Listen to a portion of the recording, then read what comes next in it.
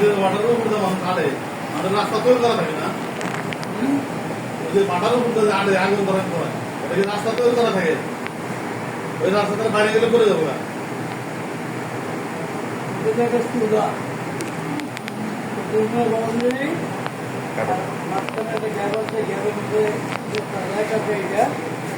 তারপরে